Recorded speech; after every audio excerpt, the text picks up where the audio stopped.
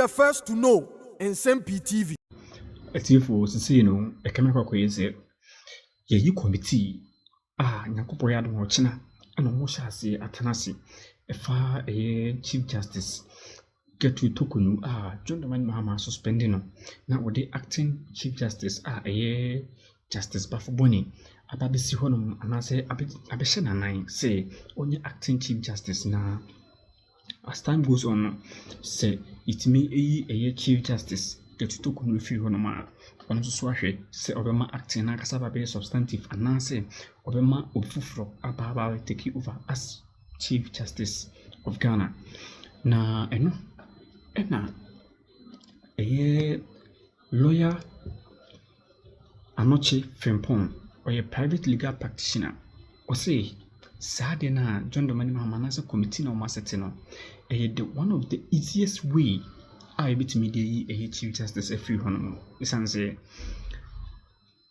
omoya wana omayi womo omo tena say committee no se ko ba se menoma nyi ya ometo aba nso so do na no majority carries the vote ometo e tia we no na afi no koma omampani na ye chief justice de na front committee no masete ne de anaso mate no one of the easiest way bit me de chief justice to kunu afi wo mo menkokotie lawyer Anokye Frimpong emrasisia Nanso nkoma ba akwa ye nu mienu nyina di ho wo fie ha pa committee na ya set up ese omu hwehwe omunye hwehwemu emfa chief justice petition ne ho krata efi abankasie maba echese nyame ya doma wo chena na committee no ebefi ase yese de na no wa wo che yese opani a oye titire ni se chairman no wono ene edi ni din to so entimi de meka se justice Pwamang committee no o chenya me ya doma ene ye fi ase sa ensem we ye beka ne sen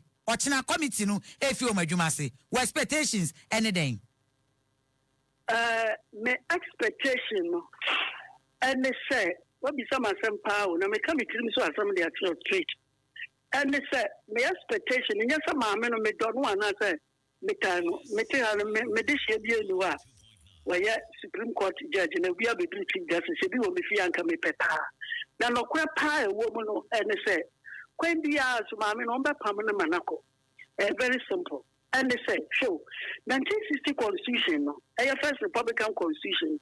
Now, a woman said, oh, my penny pound to me. Judge BID, including the Chief Justice, or my reason you to me, you were done on Comayan.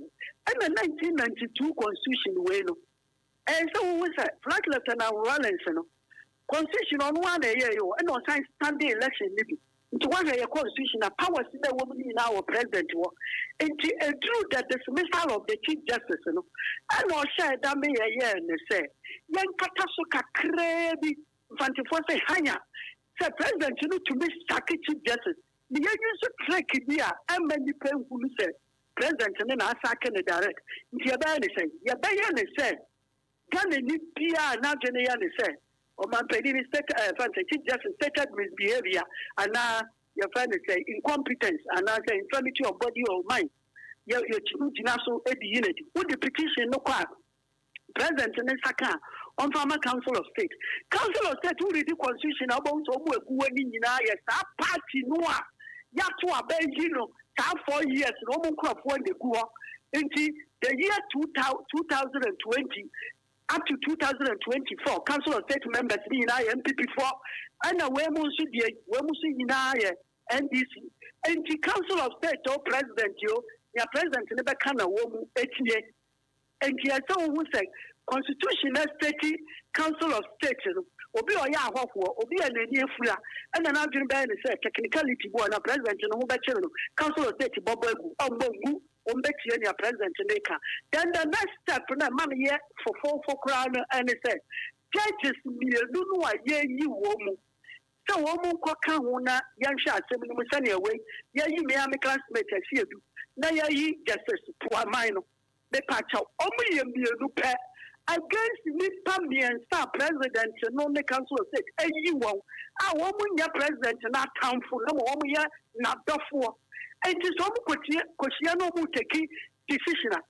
Near Tiana say, I judge from you, no argument to Pio Mupe, Yatuswaba, nipa miensa no majority carries the vote yen kasa wo wonyansa enti no wo ya judge enti say enti domelevo no wo nua no mienu no kwan bia so no wo mu de na be carry weight no and the constitution article 146 say decision bia committee no de baba no na esa president di adwuma. So this is a very beautiful way of sacking a chief justice in Ghana. It is so easy, one of the easiest in the world. And to once said, President, I did petition not to near setting committee. I will Ghana. The intention of the president is obey you. And so, asem we wa kan se eye kwakuom ne ye bebo no. Minim se court asem so du ba bi na nsam for koka bia. Anase ukodi ho nkomo bebre kra yetimi excited for contempt. De ekosui se ochenya me yadoma committee no efi o madwuma ase na obi de na so kototo foma na okote bibi kakra bi na nsam for ye dwuma yem ye bebo ho amane a yetimi site for contempt e wo mana. But you are to contempt if you say you are contempt of court and you are contempt of parliament.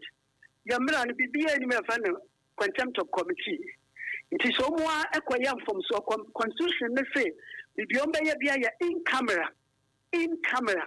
It is sabi it is so kunune yerea omo ya dia babu amo awoba omo ne nimi se to punum to bibiem to kwayam from so no bi abontin na wo kunu a enya say nipa na ese wo blame no wo na ese wo blame wo enti in camera no eye wo mu ara na ese omo toto wo no ma ye titiru nipa no a ye to wana no bibi ni abi ono no betimi abeka kire other people na committee leader omo ya de omeka bibia again yan fa ni committee no so di omo aba be kai so hu se what bumra nti media fo nya wo mo no obeti and na lawyer fo a ombeko bi because ma me no okwa nya ono kwa no beko one na lawyer for na beko nti what be say asem we a me American say sa groups we committee no 1 and ma me no 2 and na lawyer for a beko committee no so right so almost the one lawyer for a beba to seek opinion from them. There's nothing wrong about that.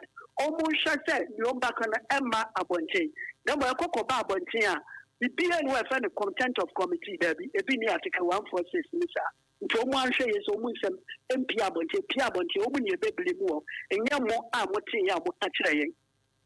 Lawyer Anokye from Mo any adwuma yeda se pa wo bre ene wadaje adane da ye ball puma woji ye so ma ye nu esuade opani eni ni di nkome lawyer Anokye from osan ye historian ene mo amatwero note bebre no mehu se matwero pa matwero amunsua enka ho na nkoma ye ne boya emu krata ena afi abankasie maba committee ene omampani apawom no wo ba mani ache Ghana fo nyina se o kire nyame ya doma ya wada mebosom ne de toso edunum ena omu fi wo madwuma no ase na adwuma omu fi ase no committee enipa makomako enum ena ekọ asetena na titire ni a oda sa committee na no Justice Gabriel Scott Pwamang wono Supreme Court judge wono eni ni nuanom kaye ena ye ka ne ho enene wo mo kwakoto to Chief Justice anom ni nyina petition enipa makomako yensa ede aba nti we 3 petitions a committee ne kwakotena sem na adwuma wo mo kwakoye no mampeni hwa mranim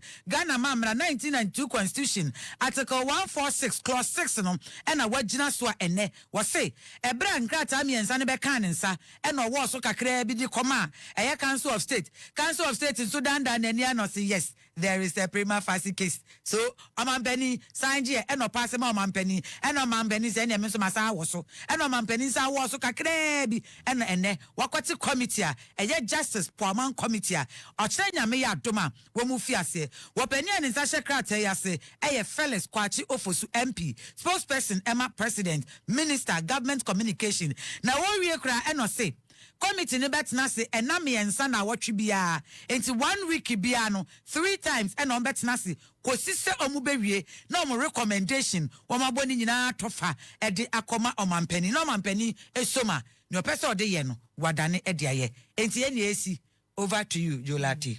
And na said ya wura Felix Ofosu kwache ene nsa ahye krata asen wo yes apawie ye no ene ne wode ensemo ankasa ebetu edwa na ye kana semi wo no spokesperson Eddie Emma Mampeni no a was minister in charge of government communication na wo kire mu ese ye rasami jemfi na asem ya aba nam so ne na kwaye twapia na eda obia ano ene se wache sika dollar na che se agrada enso enye bia ne eye hikura wo mu amanfo eka ne se video yi na no so ba na to say we fresh dollars pa and actually say we display e video no emu na ekoba ne san Ghana fo bebre no e kasa say da bi say san na tie dia wo mo ehwe na so twe bi ho bia no ye fa ma no ebi so ye nyina di ebi so we dey say san na tie dia ene na nke wo so this kind call fan na che say bebre no a e na wo ma kire kire wo ma dwen e dia fa sami jemfi ene eye sika gale agrada asemi eho na asemi ekoba ye no ye kire say ne san na tie dia chief of staff ebeto nsa e dia frɛ no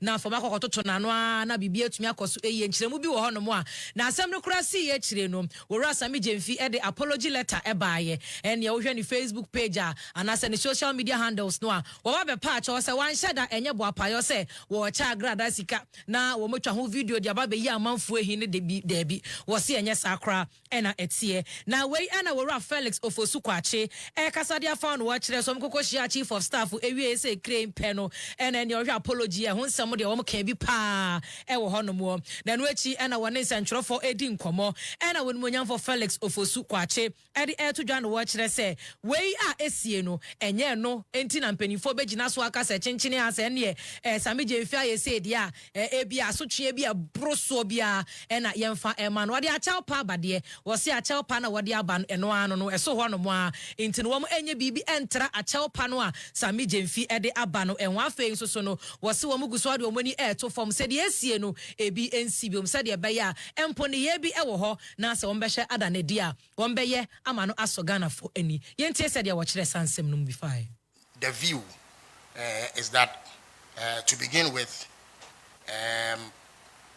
the presidency acknowledges Mr. Sami Jemfi's immediate act of contrition and the acknowledgement of the need to express regrets over that incident. So that apology has been taken on board.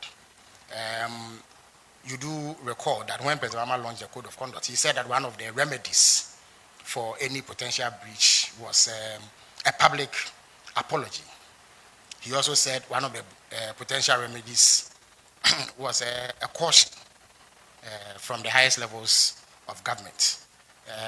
After the interaction with the Chief of Staff, the Chief of Staff cautioned him, having acknowledged the apology he made. He cautioned him and impressed upon him to take on board public sentiment and act in ways that reflect public expectation. The Chief of Staff also took the opportunity to reissue the same caution that the President had sent to all appointees to be circumspect in their conduct. There may be things that may be commonplace in our private lives, but once you become a public official, you need to be sensitive to public expectation, and therefore that ought to guide the way that you order your steps. So in view of that, presidency does not believe that any further action ought to be taken beyond the apology and the caution, and we all take a cue from it. Yeti wonmonyan for Felix Kwachio Fosu wono spokesperson Edema president or Prime Minister in charge of government communication. Na me kwameni mu ewo nsem foforo emu ana ye bo ede remu ewo Enkwanta Senior High School a ewo oti mantem no emu. Na ho na betodwa kire se adesuafo no bu ofu papa ne enyapade a yesese no wo sukuu no maden ya a chekirefo no akwa seize wo mobile phones a wono mu use ewo sukuu mo ntia ne kire se a chekirefo na gigi mobile phones intadesuafo ese ne wo mu no mu ya wo mtu kose kum wo mu bu ofu pa ene school bus kora wo ma sese no asese enyapade awodo bi a eka ho ye hwe ani mo se yensa ebetumi aka yenua bema Caleb Kwesi Ali na wodi entremu efiri wono mo ede aba so se wono mo achi adesuafo no ebi ana se hwehwemu ana mpanifo eye no akwa kosi sen na yetumi ne no edi enkomo na eye headmaster so owo Enkwanta Senior High School Ora Solomon Bagman enso ene Angel Kase edi nkoma yentie ne nsem ne bi. Routine work in the school system. When students come, once in a while, you search them to see whether they brought some unprescribed attire or items to school. And paramount among them is attire, mobile phone, clothing, and whatever you call weapons like these knives. So we did inform them that we'll be inspecting their things. So yesterday, after having a PLC meeting, we gathered all of them, and then they took them to the classroom. This is just the classroom. We will not even enter the dormitory, and you can see the magnitude of mobile phones and electrical gadgets that students are brought to the class. So if students are with this item and teachers are teaching, what concentration will be there? So these items were seized, and when they were seized, they were making noise. So I called for divisional commander and then district commander. We assembled them in the dining hall, spoke to them. We don't hate you. When you are writing exams and they see mobile phone in your possessing mobile phone, they seize the mobile phone and your exams is cancelled. So we are keeping these mobile phones. We invite your parents to come identify it and take it.